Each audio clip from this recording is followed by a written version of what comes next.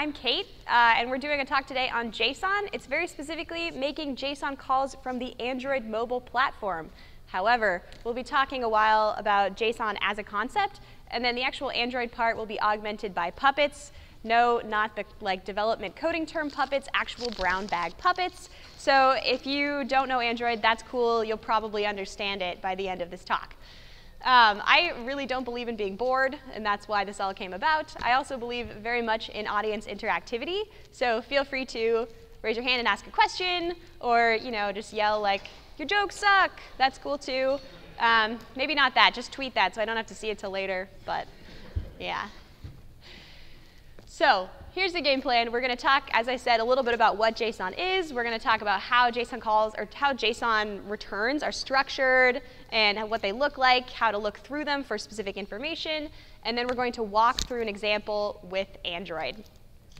A little bit about me before we get started. My name is Kate Catlin, as I said. Not Kate Caitlin. My parents are very mean. They made such a confusing name. And I am an Android developer at a mobile app agency called Detroit Labs. So have any of you used the Domino's Pizza app? We made that app. So we're very cool. No, Detroit is not an abandoned post-apocalyptic city with zombies everywhere. There's a lot of great tech things going on. So it's a fun company. And more specifically, the reason that this talk came about was I was an apprentice with Detroit Labs. And as part of the apprenticeship, we are basically forced to give a talk either for the company or for a local user group. So I did both. I like talking.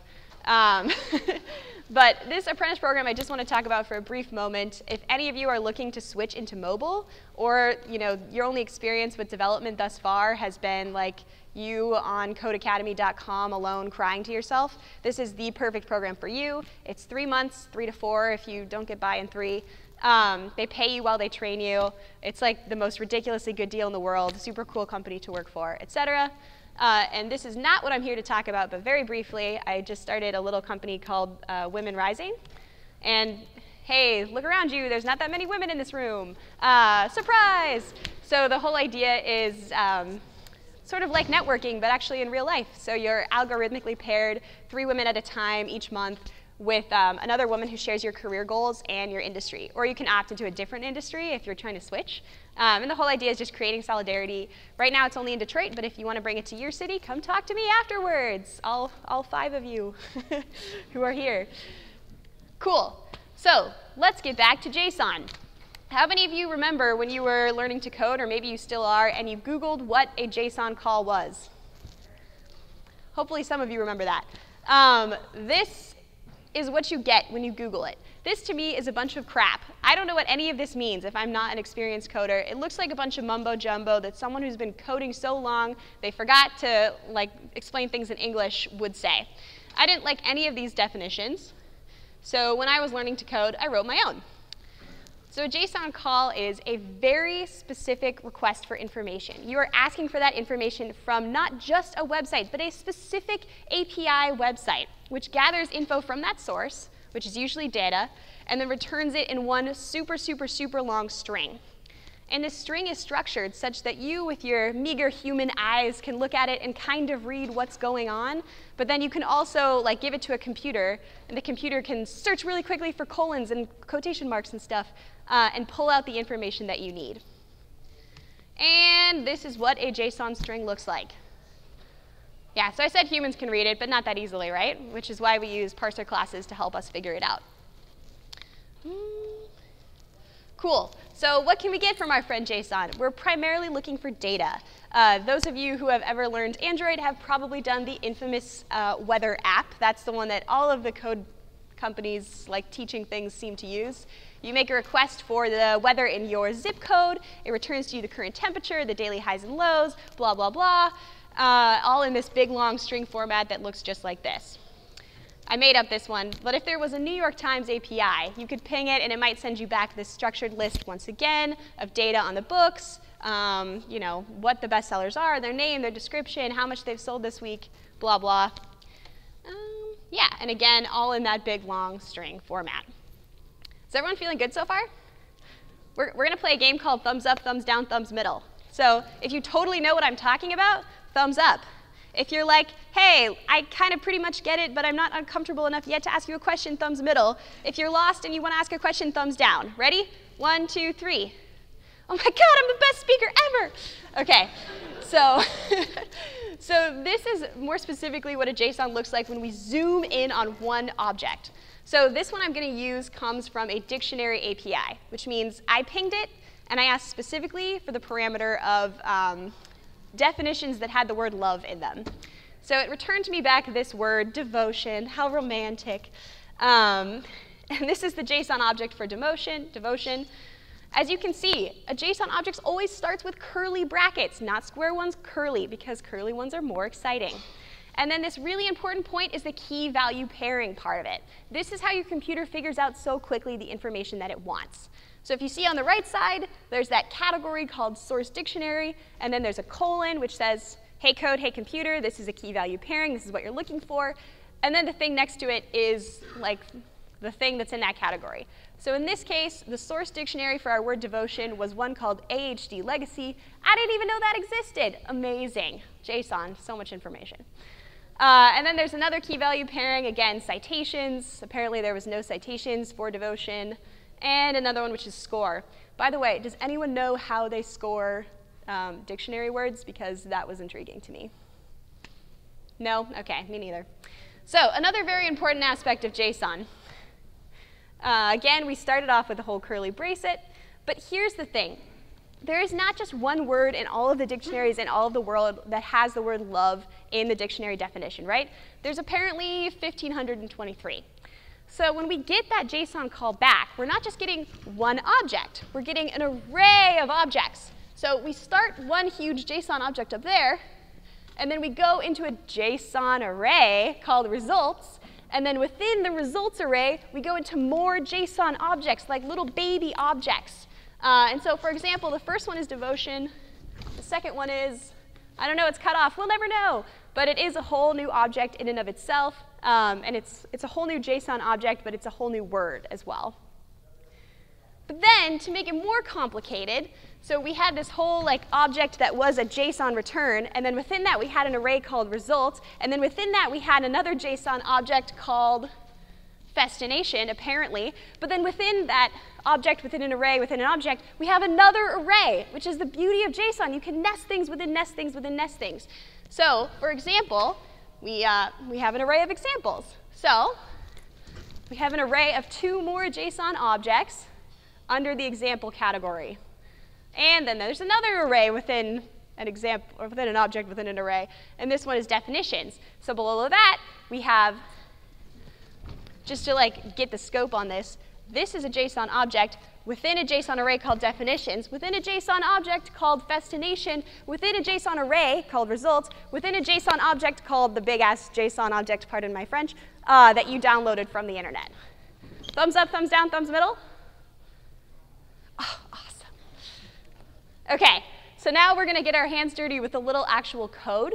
If you're like me and you only pay attention to every third sentence that anyone says, you might want to go back and follow an example. So if you'd like to download the GitHub file, send it to your friend, that is the source. I'll also display that URL a couple more slides down, so you can keep getting it if you don't have it right now. But there's lots of nice little notations in there, et cetera, so you can see what's going on line by line. Even if you don't code Android, it should be so simple, you should know how to do it. This is also where we're going to pause and, oh no, not yet, actually, just kidding. Puppets are coming later. But yeah, so now we're going to jump in with an Android call. Everyone nod your head and smile. Cool. So today we will be making the Etsy app. Does everyone know what Etsy is? Who cares? I'm going to tell you. So it's like Amazon.com, but for handmade goods. So if you hand make chess pieces, Etsy is the place where you're going to sell them. If you hand make dresses, if you hand make RPG characters that you paint, cool. Whatever it is, you can sell it on Etsy as long as it's handmade and crafty. If you include the word organic in there, it probably sells for twice as much. Our Etsy app is going to be very, very simple. All we're going to ask JSON for is 2 little bits of information. What is the most recent post on Etsy? What's the most recent thing someone posted? What's it called? And what's the description? And when we click that button, it's going to make the whole JSON call, return that information, and throw it up on that screen. Yes, it is a beautiful app. I'm an artist. So there are 5 big steps within making the JSON call for this. Number 1, and this is an important one, because if you don't do it, you will spend hours throwing your computer at walls, eventually out a window, and then you have to buy a new computer, and there's a long line at the Apple Store. It's very frustrating. You can't forget on Android to give yourself internet permissions. This is especially important because Android Studio sucks at telling you when you've forgotten internet permissions, so then you get extra frustrated. But yeah, very simple. Copy and paste that line, over and done. Thumbs up, thumbs down, thumbs middle. Yeah, I hope everyone's thumbs up on that one. OK, second, we're going to actually create an async task. Now, again, this is JSON calls 101. Sorry, you don't get 102 or 205, where you would learn more complicated things like REST and blah, blah, blah. Today, we are going to use the bigger, or the little training wheels version of all that, which is async tasks. And why do we use that? Hold your horses. We'll get back to that. But you're going to call it from somewhere in your main display, and it's going to send you on to a different thread. And then very quickly, just to run through this, there's three little parameters in there. The first one there is what you're passing in. So if I were making like the dictionary app and calling for words with love in the definition, I would pass in a string right there instead of void, and I would pass in the string love. But today we're not doing that. We're making the most simple app ever, so we're passing in void. We're passing in nothing. Second is the progress units. If you want to have a progress bar while you're loading all of this, that's where you'll throw that. We're also not going to do that today. And third is what you're actually trying to get out of your JSON call. Again, we're trying to get 2 strings. We're trying to get an array of 2 strings, so we're returning an array of 2 strings. But wait a minute, what's an async task, and why do I need it? So this gets us into that Android concept of like multi-threading. So, for example, it's a lot like having your friend help you get ready for a cookie party. So say you are having a cookie party. You have to do 2 things. One is that you have to go to the store and buy the ingredients for the cookie party. The other thing is that you have to stay home and clean your house. Now, if we didn't have an async task, we would stop cleaning our house, we would leave the store, it would take a long time, there would be traffic, we would get back, our house would still be messy, and we'd be awkwardly cleaning it, all the while your guests are staring at you thinking, I'm never using this app again. So figuratively, on your app, if you did this all on the main thread, everything would freeze up, no one could touch anything. You know, millennials like me would get bored, they'd probably download the whole thing before your async task ever came back. So it's very, very important that we do our JSON calls on a background thread and not on the front thread of our app. Does everyone feel good about this? Cool. There's 2 big methods within our async task. This one is called do in background. This basically means do all the important things and get us the information. So this is what's going to call up to the website, bring back a bunch of bytes, translate the bytes into a string, and then we have that big long string I was showing you earlier. This part right here is where we're actually going to parse through the whole big long string and get the 2 pieces of very small information that we actually want. We just said all that. And then our third step is to make the URL. This is really easy for us because we're making a very simple request. But, so you always got to figure out your base. And then usually you have to pass in some kind of parameter like an API key. And then if we were more complicated, like we only wanted Etsy posts from the zip code 98052, which is where I grew up, we would pass that in as a third thing and concatenate it on top of these other strings. But we're not going to do that today. We're just making a simple request. Wait, how did we figure out how to structure the URL? If this is something you want to play around with, I think WordNick is a really, really, really great tool for that. Wonderful beginner's tool. And the reason for that is this is back to that dictionary API I've been talking about this whole presentation. They let you play around with passing in random parameters. Like if I want to query only for words that have the word Detroit in the definition, because again, I'm from Detroit, I can do that. And I can throw in only nouns. And you can play around and try different things and add more parameters and take some away. And then it shows you very, very easily what the whole URL would look like once you added all those parameters, and also what the results would be. So very fun to mess around with. If you want to learn more about structuring URLs, that is where I would send you. For this one, it's like super simple. I just copied and pasted something from the website. Cheating. Cool. So now's the fun part that you all came for, where we actually dive in and play with puppets. So I need 3 really goofy and excited volunteers, or just one of those 2. And if no one volunteers, I'm actually going to pull people up on stage, so at least volunteer your friend. Yeah, come on up. We got 1. Need 2 more. Right there, yeah, and a man in the back. All right. And I'm going to explain a few things to our brave volunteers for a moment while we get ready. So in the meantime, I have a little task for you, because I know a lot of developers were very introverted. But one of the great things about these conferences is meeting all these cool people from different places. So please follow these instructions and turn to the people around you and introduce yourselves. And if you don't, then you get called up on stage too. So go.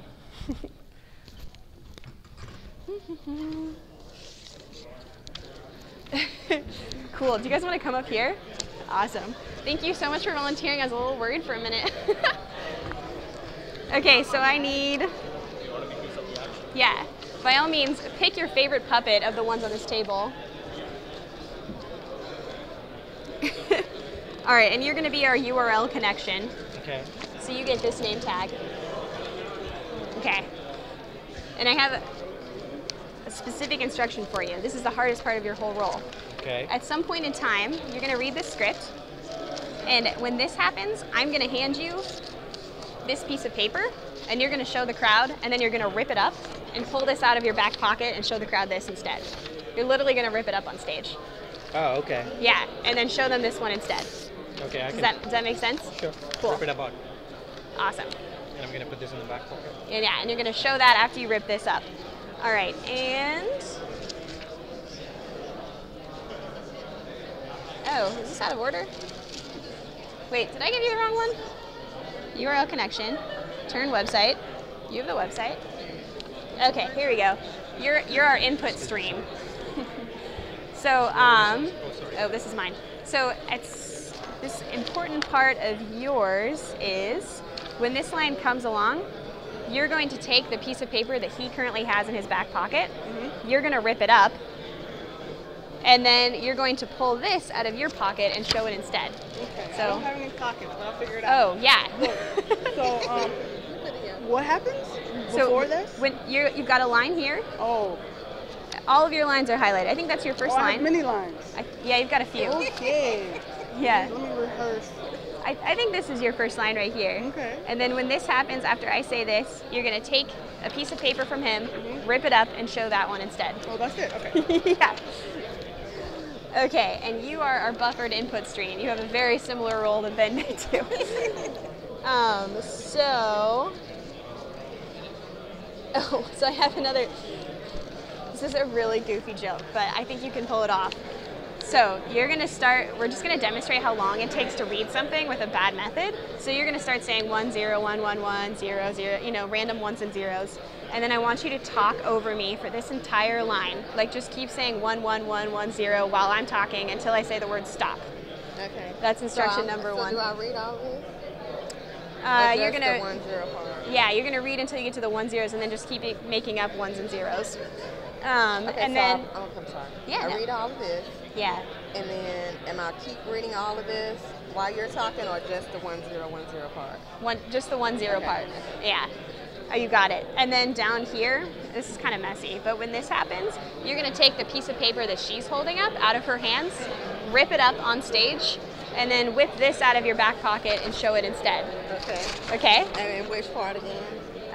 This one right here where it says rip up the picture. Okay. You're going to take it from her, rip it up, and then show this instead. Okay. Yeah. And this is your... slow like a sentence. Is it me? It's short for I'm going to, right? I do that all the time. I didn't know if it was you can read it however you want. Okay. I think I'm funny and I'm not. Here, this is a badge for you. What was that? You're going to hold this, or are you going to hold it? This is your puppet, so you're going to hold it and talk with it like this. Oh, seriously? Yeah, I'm serious. And there's your badge. So you've got a puppet. Do you have a puppet? Yeah. Awesome. No, you should. It's not getting weird. It's getting awesome. It certainly is. All right, I'll be this girl. I have no idea what this sentence says, but I'm gonna figure it out. Oh, this URL connection is me. Yeah, that's you. The ones that are highlighted are you. Yeah. Okay. Okay, and you really, there's like, it's written all stupid and funny. What was that? How did you come up with this? I don't know. She's a middle school teacher. Exactly, yeah. In my next life, I will be. All right, I'm going to stand over here because I've got to operate the PowerPoint, but everybody ready? Let's switch order. How about we have you down at the end because you're the last one, and you in the middle here, But and then they go from this way to this way. oh, Sorry, that's okay. That was my thinking. No, no, you're good. Yeah, you're gonna be here. Okay. Is everybody ready? Yeah. You look great. This is fantastic. Come on, guys, cheer up. Cheer us up. Yeah, sure, I'll There you go. Beautiful, beautiful. All right, henceforth begins our puppet show. We have a lot of brave volunteers up here, so make sure to laugh really hard. If fake, then at least still laugh at all of their jokes, and we're going to cheer for them really loudly at the end, right? Okay, let's start with a cheer right now. Woo!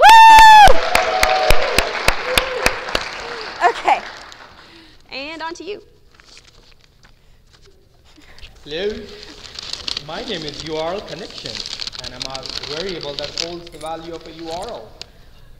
Once you pass me that URL, you can forget about it. You can also command me to connect to it. I connect your computer to the internet. More specifically, the website you gave me. Wait, but I don't get it. Yeah, amazing. Wait, but I don't get it. Can you use an analogy with cookies to explain it? Sure. If this is where all about making cookies, I would really be an ingredient.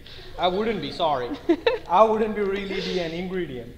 More like I'm the fingers that turn the oven on. The URL you put in me, it's like the temperature you chose for the oven. Perfect, thank you so much. Here's this URL connection, and now please .open connection. Okay.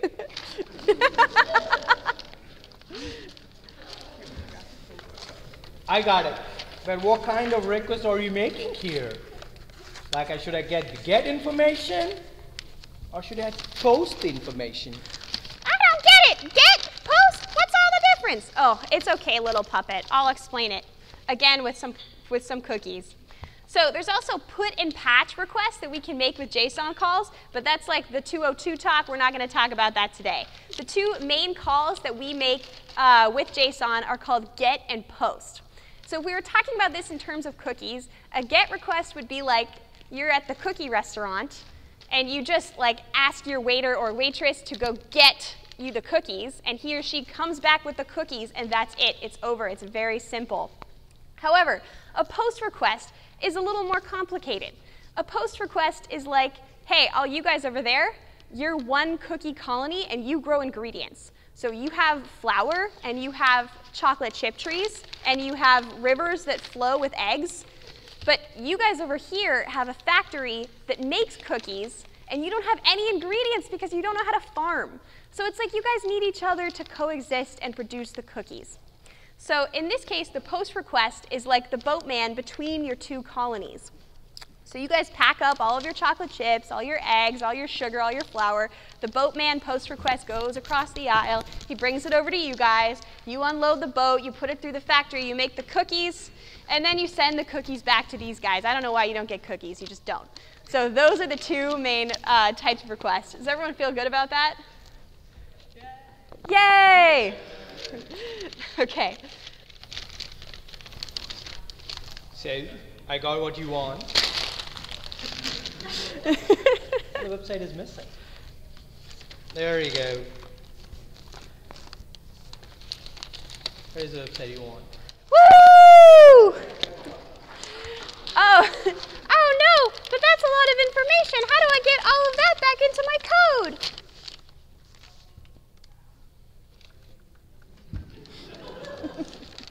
Hey, we didn't try this, okay? There's no trial.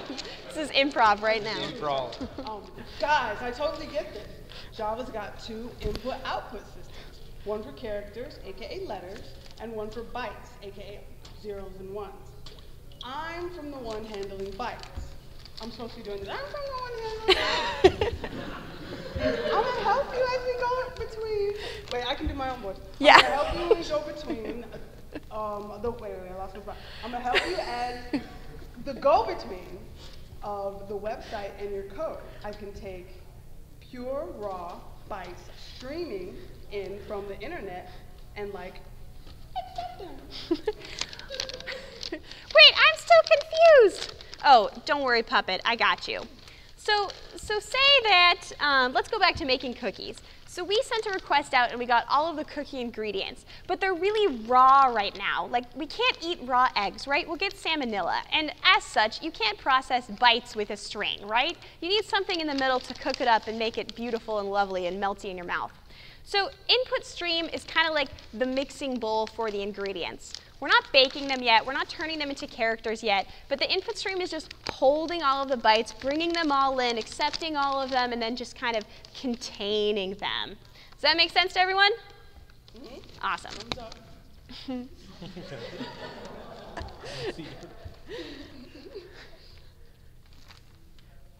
Oh, that's me, sorry. Network issue. Loading, yes.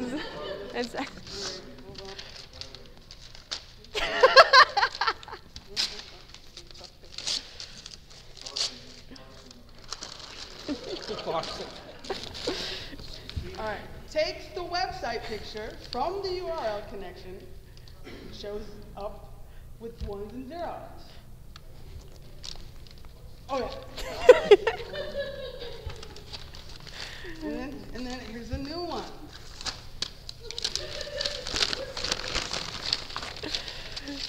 Woo! Awesome. Nice, but I need letters and like words, not just a bunch of like ones and zeros. Whatever will I do? If you're a byte from the Java I/O system, I need another friend who's from the character side of the Java I/O system. That'll be the third one. Yeah, like without me, you'd be reading like this: 1 0 1 1 1 1 1 0 0 0 1 1 0 1 0 1. Wait, okay, I got it. Yes. Okay, so wait, I'm still confused. Oh, good, we have another cookie analogy coming up, so get prepared.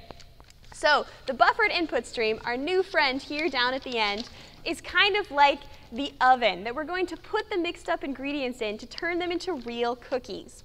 So this is the guy down here, the woman as it were, who's going to take raw bytes and turn them into actual like characters.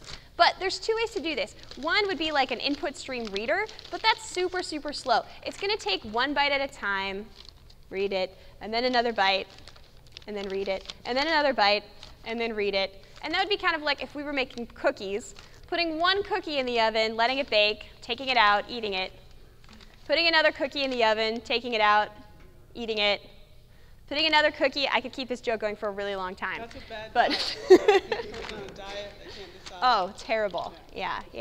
But luckily, the buffered input stream reader is like cooking in batches. So they're going to take a ton of cookies all at once, a ton of bytes all at once, and just kind of like transform them all at once.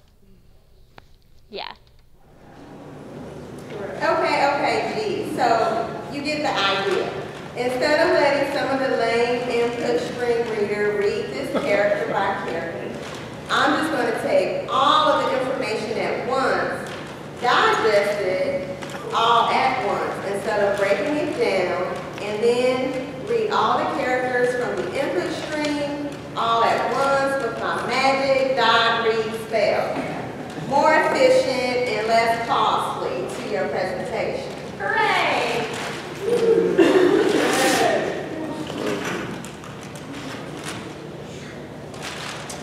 Then I'll copy it down onto a magical reusable placeholder called a string builder. It's like a string, but it can be modified in length or content can be manipulated. Whereas with a normal string, you can only replace it. Ha!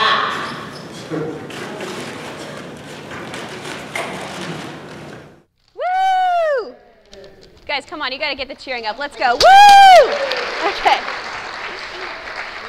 wait, so I had ingredients, and they were going into the oven in batches, and then what happened?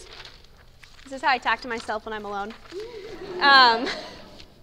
Well, it's like this. The buffered input stream .read function is a lot like finally putting in those cookies in the oven and turning up the heat. We turn them from ingredients, like bytes, into actual cookies, which in the case of this analogy is a string.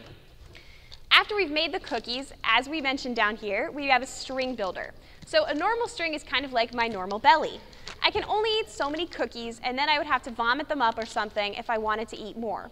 So instead, we use, this is like my dream world. Someday I'll have an expandable belly, and then I can just get rid of it all at once. Still working on that second part.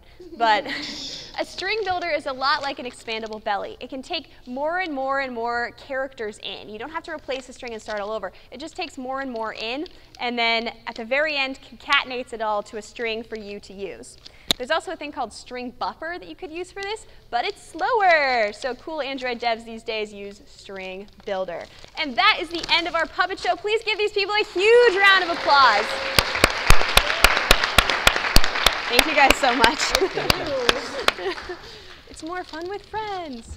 All right, we're going to do a thumbs down, thumbs middle, thumbs up for that. Does everyone understand what's going on? Oh, puppets, man.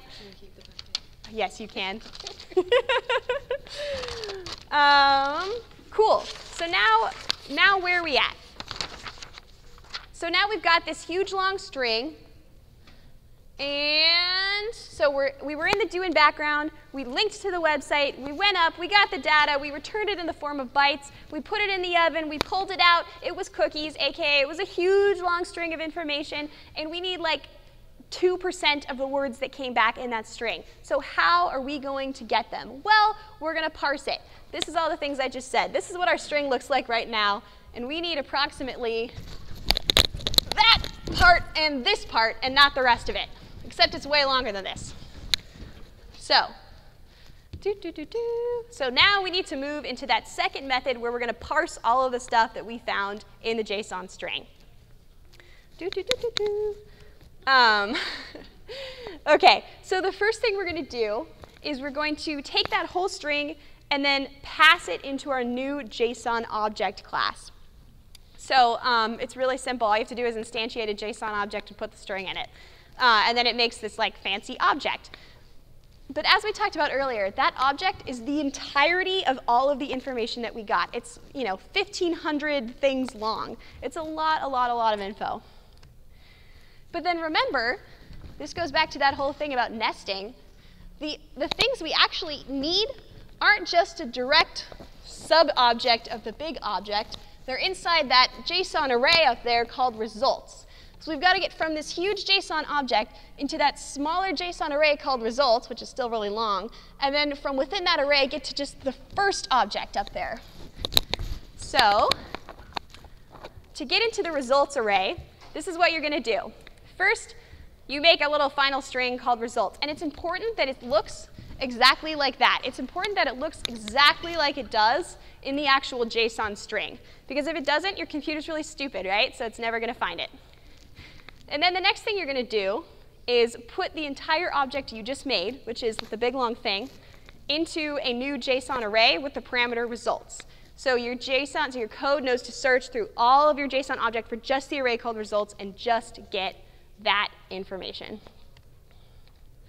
So now we're inside the array, which is inside the object. And now I need another volunteer. Surprise! Someone who hasn't already been up yet and wants to stand. I'm going to stand here awkwardly. Yes, come on up. So this fine gentleman right here is going to be our parser class. And you get a pink name badge, because you look like you like pink. No, I'm just kidding. I don't know. What's your name? Rushan. Rushan. Everyone give a round of applause for our new volunteer. Yeah. I'm actually going to have you get off the stage because we're going to have you close your eyes and walk around. Yeah. So right here next to this gentleman, oh, actually, I'm not going to tell you. You go stand over there. So you close your eyes. See where I'm pointing right here? We haven't already given it away.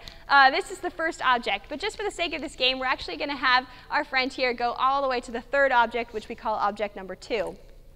And you're going to help guide him to this first object. Ready? So everyone's going to shout instructions at him like, hey, turn 90 degrees to the left, turn 90 degrees to the right, spin in a circle 6 times, whatever it is. And we're going to try and guide him together to this first object. Ready? Everyone take up your cool card and just rip it up. We're not going to be cool right now. We're just going to be awesome. OK? Ready? Set, go.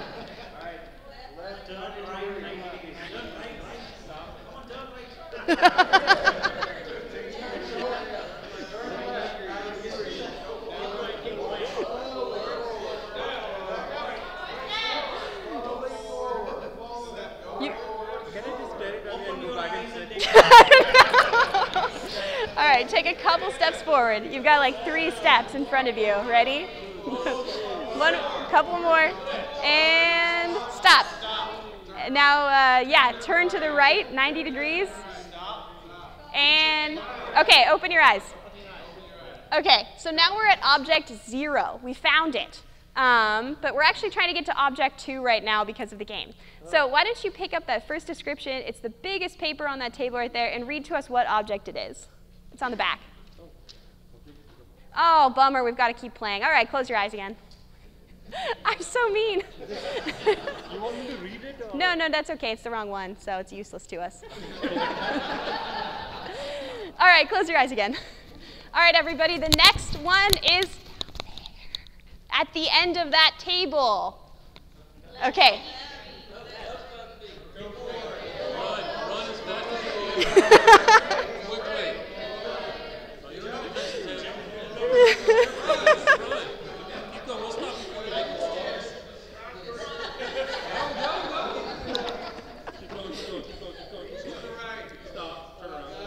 Oh, you found it! Woo! All right, you can open your eyes. What object is that one? Now you want me to turn around and see it. Oh, it's useless again. All right, put it back down and close your eyes. And I dropped another one back there, and I think someone might, it's right, everyone see where that was? I just opened my eyes and No, that's just not fun at all. All right, everybody, let's get him to his last object so we can end this man's misery.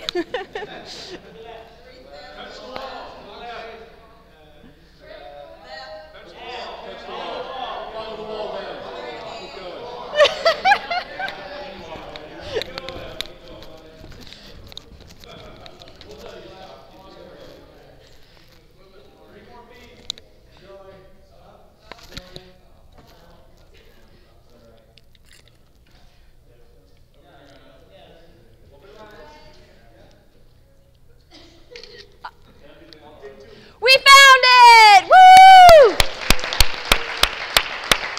All right, our brave parser class has gone through to find us the correct object that we were looking for, and now we need the title of that object. Will you look for the smaller paper and read it for us, please? It says title on it. Yes. All right, that's awesome. And we're going to save that to a string. And now we need the description. Will you find the one that says description, please, and read it for us? This is an original mixed media work on board. The work measures YXS and is ready to hang. Thank you so much for your help. You can return to your seat. If you see this guy out later, buy him a drink. We owe him one. So, all right. So our brave parser class has found us the correct object, has found us the title, has found us the description. We just returned that string array that he gave us, and thank you. Awesome. This poor guy reading my handwriting. It's like my handwriting is the same level as my maturity, so it's not great.